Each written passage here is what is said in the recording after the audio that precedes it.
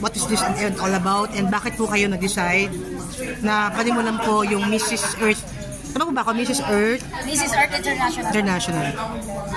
What made me decide to have Mrs. Earth? Oh, yes. Okay. What made me decide to have Mrs. Earth is for me to have a platform. Alam natin marami na tayo ang stages or pageants na beauty queen use as a platform for them to be able to express or their voice to be heard.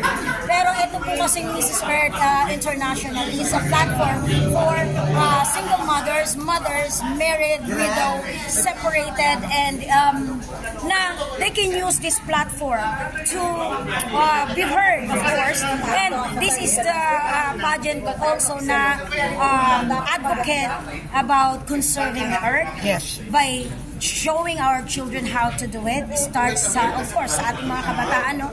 Because things that we do today will give big impact tomorrow. That's lagi naman natin sinasabi niya. And then Mrs. Earth also is a pageant for all races, all colors, all shape of woman. So ito yung platform na we are giving them empowerment, to empower woman, to a woman uplifting woman. You know, tapos maraming advocacy. Hindi lang sinasabi, oh, my advocacy is this, showing their advocacy. Okay, ito, I'm a beauty queen, I have advocacy. But what about after? And the Mrs. Earth, it's not like that. We are a pageant that focus on advocacy. I've been doing my advocacy for 14 years now, so that's why I'm applying this to all my queens. Okay. Ma'am, is this related to Miss Earth? No. No, hindi po. Magkaiba ng... Magkaiba po. Ang Miss Earth is for single woman, of course, owned by Carousel. And Mrs. Earth is under the Reynas Pilipinas po. This is only for married woman or single mothers. Okay, yun po ang ano yung difference. Ma'am, ibig sabihin ma'am, kung sakasakaling single woman, are you open to what's this?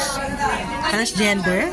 Hindi po kami yes, are you open to that? Kasi ngayon open na ang Miss Universe sa mga transgender ma'am. Yes. Yeah. But for me po kasi katulad kahapon, and I explained to them also that yesterday I posted something. They said that am I gonna allow transgender or am I gonna allow married woman? I'm gonna allow the mothers to join these transgender lang muna tayo. Sabi ko hindi. Bakit? Kasi ang transgender, they have their own pageant naman. They have their own stage. They can use that platform for them to be heard, to express whatever they want to express. But this is a stage for just the mother. Or yung Miss Universe naman, that is only for born women. So, may kanya-kanya tayong platform, may kanya-kanya tayong stage. Why not utilize stage? Pero what can you say about the decision of Miss Universe? But are you open to transgender? I can understand that because Anne is a trans herself. So, she wanted to be part of, she wanted to be accepted, which we all accept her, right? But then again, we have limitations. Okay. So, that limitation sets boundaries. We respect the rights of each transgender, but we also deserve that respect, and that is our rights that we need to keep. Ma'am, natanong kasi sa press ko nung ano ba yung mga nanay din na isang pageant na nadaluhan ko na if they are interested to join, to invite Angelica Yulo. Kayo ba interesado rin kayo to invite her? For me, ito lang yun. As long as hindi siya magagamit, as long as this is really what she wanted to do, why not?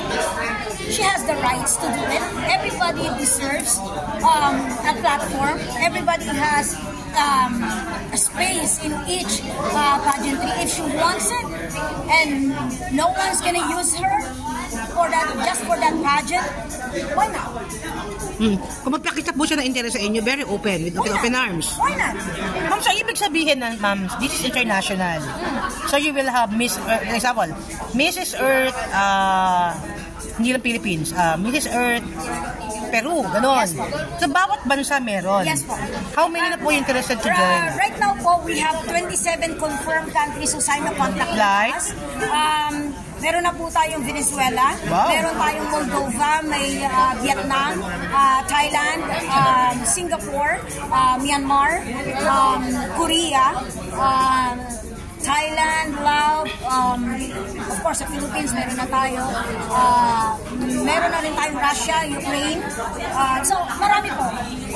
Ngayon, pag nag-complete na po lahat ng mga mag-sign na ng contract, total of 42 countries tayo. And each country, they are allowed to bring 2 to 3 representatives kasi meron po tayong 3 categories. Yes. What are the prices for this? Most of the Mrs. Pageant, wala po talagang cash prices, no? So that's yun yung pagkakaiba natin sa Mrs. Earth. Kasi tayo, we have $5,000 cash prize. Okay. And then we are actually under negotiation with the car company na yung tatlong crown holder magkakaroon ng coaching. So ano po yung mga categories sa pamimigay niyo? Isa po is yung MS. Mostly mistaken, a lot of people think that it's a Miss Earth. No, hindi. MS is actually a single mother. M.S, that's the abbreviation of a single mother na ginagamit as a respect. Instead of calling a woman Miss, but she is already a mother, so they're using the MS. So ma'am, parang ibig mo sabihin, there will be a special award for the single mom. Hindi po siya special award. Ano po That's siya? a main crown po. A main crown po. Not Miss, it's MS Earth International. That is for the single mom. That's for the single mother. And then the Mrs. Earth International. And then the Mrs. Elite Earth International. ano ma'am isa? Mrs. Elite is a woman ages 42 and above. Woman? Woman who are ages 42 and above. Okay. So, yun po ang elite. So you have 3 categories po Three ma'am. categories po.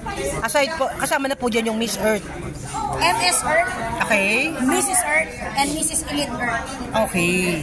So ma'am, what's this? I heard na matagal na po yung advocacy is helping hydrocephalus. Tama po ba? Yes po. Bakit po ma'am? Actually, it's not just about the kids with hydrocephalus, but also children with rare illness, heart illness, and children with cancer. Bakit children ang naging advocacy ko? I've been doing this for 14 years.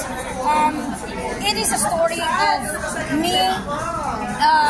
I don't know if you believe this, yung life and death situation na nagkakaroon kayo ng hallucination. Okay, yes.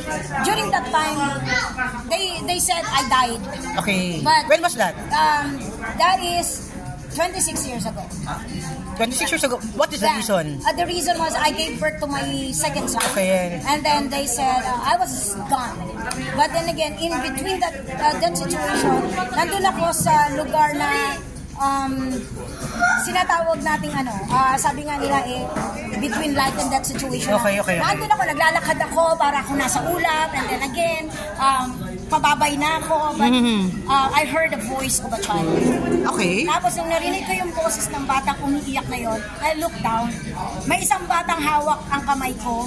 Batang black hair, babae, hawak niya ang kamay ko, and sabi niya sa akin, sabi niya, let's go. I said, where? Sabi niya, we're heading to where you're heading. Sabi ko, saan nga? Ayaw niya sabihin, and then I heard the child. Sabi ko, nakita ko yung bata. Nakahubad siya doon, walang mukha, but needed a mother help. Sanggol eh. So, sabi ko, tulungan natin. Sabi niya, hindi niya pa oras. What do you mean, hindi niya pa oras? I let go of my hands. Sabi nung bata, see you soon. Tapos, nung binitiwan niya ako, bumagsak ako sa isang madilim na embodnad. Takbo ako ng takbo. Sobrang andilim niya, wala na ako. Nung time na yon, tapos may sumusuntok sa akin. And then, nung time na yon, boses ng bata lang ang naririnig ko sa likod. And then, after that, yun nga, hindi na ako makahinga and everything. But every time na may sumusuntok sa akin, nakikita ko mayroong parang maliwanag sa dulo. So, lumuhod ako. And I said to myself, God, kung ano man ito, kayo na po ang bahala. So, tumayo ako, tumatakbo ako, parang hindi ako lumalapit dun sa light. Okay. And then, Yun yung tunnel, no? Oo, yung tunnel po. And then, nung time na yon, kinanta ko lang. As in my own version na, I believe in God. Okay. Ganyan, Father Almighty, ganyan. Habang tumatakbo ko ng ganyan, narinig ko na naman yung boses ng bata. Sabi ko, God, kung ito na po ang end ko, Or kung meron pa po akong mission in life, give me a sign. Okay. Nakita ko yung bata, tumatakbo on the tunnel. Doon sa dulo ng tunnel, hinabol ko yung bata. I went out. Paglabas ko doon, I've heard. Hospital. Ito na lang yung narinig kong sabi. My pulse, doc, my pulse, doc. Tapos sabi, Crystal, welcome back. So, it was a child. It was a bata. So, I think, yun na yung Who told you na Crystal, welcome back? Yung doktor? I think doktor yun eh. Sabi niya na ganyan sa tenga ko. I was groggy pa eh. Sabi niya, Crystal, welcome. Tapos, yun na, sabi ko, I think binalik ako, hindi lang para sa mga anak ko. Binalik ako for those children who need their mother. Nakakakilabot, no? Sobra. Nakakilabot yung And that's a true to life story. And that's nung nagising ako, sabi nila, I was gone for matagal akong nawala. Na-declare na ng doktor doon sa family ko na wala na siya, she's gone. Ilang oras na kaya, ma'am, nung nawala ka? Sabi nila at least 10 minutes I was done. Tagal pa rin yun eh. Matagal. Diba? So, they believe na muntik na ako maging brain dead because 10 minutes, wala na eh. Pero bumalik yung doktor, sabi, I will not give up. May 3 batang mawawala ng nanay. So, lahat ginawa nila, hindi sila nag-give up. Nagkaroon na nga, nung nagising ako, after 1 week, ang laki ng pasako dito. Because the doctor, nirevive ka. Nirevive niya talaga. Ma'am, we also heard na you were featured in Balitang Kaiba or whatever. Ano pa kayo na po yan? Can you tell us something about this? Okay, it was 3 years ago. They wanted to feature my life story, how I become who I am today, despite of the struggle in life. Kasi I was not born privileged. I raised my own siblings because we were left abandoned by our parents at the age of 6. Kayo po yung panganay? Ako yung pangalawa. Ilang taong kayo nun? I was 6. So I have to raise my brothers and sister at that age. And despite of that, hindi rin ako tumigil ng pag-aaral since during that time free naman ang eskwela. And then, hindi naman kami nagutuman because during that time naman, kahit saan ka pumunta, makita ng puno, pumunta ka sa may makukuha ka, may gulay. Nasa ba kayong probinsya po yan? Oo. Anong probinsya po yan? Negros kami, Bacolod. So, during that time, ang sabi ko lang sa sarili ko is ito, I don't give up, I will never give up because napakarami tayong makukuha sa paligid natin. I don't need to beg. I did not beg. I did not teach my brothers and sisters to beg. So, ilang kayo magkakapatid, ma'am? Kayo ang pangalawa? Ako ang pangalawa. My eldest brother, he was kind of like weakly. Wala siyang strong person. May ganun talaga eh. Ikaw ang mas matapang. So, ako yung matibay. Ma'am, anong trabaho niyo nun? Mga ganong edad? Anong ginagawa niyo? Nagtitinda ng gulay. Tinda ng putas. Ganito. Wala kaming papel sa school. Diba? So, akit ako ng puno ng santol. Puno ng bayabas. Puno ng kung ano dyan. Benta ko yun sa palengke. May papel na kami. May lapis na kami. Pag uwi naman namin, daan kami sa ilog. Kuha kaming kangkong. May bigas na rin kami. Totoo yun. Yadobo ko na.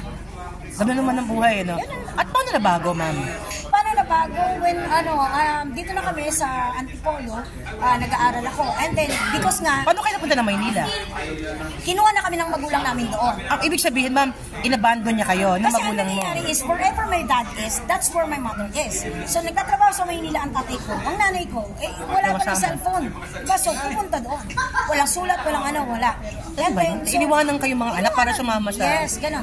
So, ngayon, after like years, bumalik sila, kinuha kami sa probinsya, and then tinapon naman kami sa Antipolo, umalis na naman sila. So, we have to survive on our own again. And yun lang, nagiging routine na lang yun. And then, yun nga, since lagi kami nasa ilog, naglalabada ako. Tanggap ako labada. Habang naglalabada ako, bibit ko yung mga kapatid ko. Naglalaro sila dyan, luto kami ng, yung mga kinakain namin, dala ko isang lahat ng sardinas. Mangunguha kami talbos ng kamote dyan. Pagsamahin mo, madami na eh. Kung saan-saan. Madami na yan, no? Ikulam na kami. So, nasa ilog kami, nagpa-practice ako na, swimming. Swimming, langoy-langoy kami. But not the professional way, diba? Ngayon, since school namin, meron kasi dito na tawag na, school officers, diba? So, the president, vice president, and secretary, binigyan ng school ng educational tour. Kasama ako, secretary ako. Kaya lang, wala naman akong baon nun. Anong ginagawa niya, ma'am? Ikot kung saan-saan kami dinadala sa educational tour na ganyan. In lunchtime, nagsaswimming ang lahat, lunchtime, ahon. Sabi nila, Crystal, kain na, lunchtime na. Masagot ko, tapos na ako, kumain na ako. Kahit hindi pa. Pero ang totoo, Ininom ko na yata lahat ng tubig sa swimming pool para mabusog. But while sitting there is a child na nalulunod. Walang tao sa swimming pool. I was the only one na tumalon. Kasi laking ilog ako eh. Sinakit ko yung bata. Nakakita sa amin is yung coach ng swimming team ng school ko. Inasur ako, do you wanna be part of the swimming team? Okay. Sabi ko, langoy ilog, langoy kaso. Ititrain mo nila ako. But because of my determination, I was able to be part of the varsity. Lumaban ako ng... Anong school po yan, ma'am? Antipolo National High School. So, I was able to join the varsity. Lumaban ako, regional and everything. Nagkakaroon na kami ng allowance. Ngayon, yung allowance namin na yun, ginagamit ko na to help my brothers and sisters. And again, katulad ng sinabi ko, hindi kami tumigil ng pag-aaral. Dire-diretso pag-aaral namin. In the morning, ako at saka yung kuya ko nag-aaral. Tapos yung bunso namin nakabantay doon, yung pangalawa at saka yung pangatlo. Pagdating naman ng hapon, ako naman at kuya ko magbabantay doon sa bunso. Pasok naman yung dalawa. Oo, pasok naman yung dalawa. While, magtitinda kami sa palengke. Wala kaming paninda, punta lang kami doon sa isdaan. Ate, ilako ko yung isda mo. Ikilo-kilo mo na. Ngayon, so lalako ko yan. Tutubuan ko yun. May porsyento ka. May porsyento na ako. Tutubuan ko yun. So, katulad ng sinabi ko nga determination, courage to survive. Pwede eh. Hindi mo kailangan mamalimos. Ma'am, kailan nabago, ma'am, ang buhay? Nabago after that. Kaya naging swimming, nag-part na ako, naging swimming team. Naging model ako. Ng sports. Where? Sport. Hindi ko naman mention yung brand. But, naging, nagkaroon ako ng billboard, binayaran ako. Nagkakaroon ako ng mga cameo roles sa mga teleserye. Anong saka nababas? Yung sa Aguila, Heredero, Pandakekok, sa mga panahon na yun. Bata pa ako. So, yun, nagkakaroon ng bibigyan ko ng 50 pesos. Ganun naman eh. Sobrang laki na nun for me. Taping day. Oh, that's actually, more than 5 kilos of rice na. Kasi ang kilo ng bigas ng time na yun is 1 peso and 50 centavos lang. So, ang dami ko ng pera nun. So, yun, unti-unti nagbabago ng ganyan hanggang sa nagkaroon ako ng mga Tapos nag-abroad, I got married at early age. How old were you that time? I was 18 when I got married. Hindi ko naman yung naging boyfriend, but it was for me, it's like parang sabi ko, pagod na ako maging mahirap. Pwede naman siguro ako mag-asawa na. Okay. Kasi, ganyan, I'm that age na. Yun ang pangasawa ko, medyo nakakaalwa naman ng buhay. Hindi ko alam. Mentally disturbed din pala siya. So, I was a battered wife. Tapos, yung hindi ako pwedeng hindi mabuntis because during that time, since athletic ako, pagkapanganak ko, after a month, wala na, balik sa pagiging maliit. So, after that naman, ang nangyayari, dumating siya sa point na you have to be pregnant every year. There was like a part of marital rate na nangyayari kasi kailangan magbuntis ako kahit ayoko. So, yun na yun. And then after that, when we separated, nag-abroad ako, nag-save, and then I started my own little business, mga food cart, ganyan, kami ako ng computer shop, then I establish little by little. Sabi ko nga, I started my business small, and then I just made it. Ilan na naging anak niya, ma'am? I have 6. This is the youngest, 5 boys. 5 boys? Yes. My God, puro lalaki? Yes, and all professional. He's a civil engineer and an accountant. Dalawang kurso niya. Iba po. Yung isa is computer engineer, yung isa is nasa airline. Galing. Tapos yung isa is nagdo-doktor, pre-med na siya ngayon. And then yung isa naman is aeronautical engineer na nasa US ngayon. And then ito yung bunso. She's academically excellent as well, laging honor. And she's leaving for the US as well. Doon na siya rin mag-aaral next Ma'am, ano yung lesson in life you learn from what happened, from everything, and you want to impart to other people who's also experiencing all the hardships and trials in life? Ang lagi ko lang sinasabi sa kanila is never give up because someone who gives up will never win. Sabi ko na ganyan, lagi ko sinasabi kasi everything that you've experienced in life, all those struggles and everything na sa tingin nyo hindi nyo kaya, that was given to you because God knows kaya mo yan. Alam niya yung limit. Alam niya kasi yung kakayahan mo. He knows your limit. Yung kapasidad mo. Because He is preparing you for the bigger future. Yung kapasidad mo, alam niya kung saan Okay. Ma'am, question na babalik lang ako, ma'am, no? When is the event? When is the, kailan po yung gagawin? Mrs. Earth International will start December 2. Coronation will be December 9, 2024. It will be in SMX Convention Center. So, again, we have so far 27 countries with 2 to 3 candidates so far. Isang bansa, pwedeng dalawang candidates? Pwedeng hanggang tatlo. Kasi tatlong category tayo. Oh. Okay. Ma'am, maraming salamat. Thank you so much. Thank you, ma'am. Thank you so